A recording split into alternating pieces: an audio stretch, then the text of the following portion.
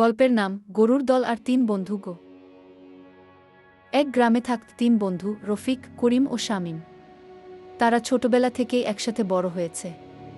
তিনজনেরই একটা স্বপ্ন ছিল, একদিন তারা নিজের একটা খামার গড়ে তুলবে, যেখানে থাকবে সুন্দর কিছু গরু আর অনেক আনন্দ।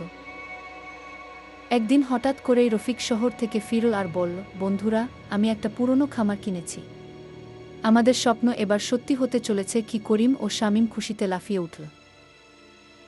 3 দিন পর তারা 4টি গরু কিনে আনল, লালু, কালু, বলু আর মালা।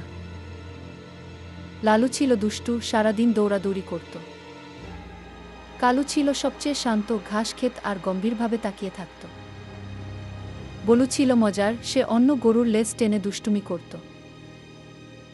আর মালা ছিল সবচেয়ে বুদ্ধিমান, গেট খোলা থাকলে সে নিজেই বেরিয়ে আসত।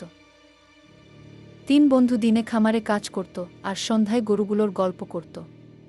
তারা খেয়াল করল, গরুগুলো তাদের মতোই আলাদা আলাদা স্বভাবের, কিন্তু একসাথে থাকলে কত আনন্দ হয়। একদিন মালা হঠাৎ খামার থেকে বেরিয়ে গেল। 3 বন্ধু খুব চিন্তায় পড়ে গেল। তারা সারাদিন খুঁজল। সন্ধ্যায় তারা দেখতে পেল, মালা পাশের মাঠে একটি ছোট গরুকে আগলে রেখেছে, যেটা হারিয়ে গিয়েছিল।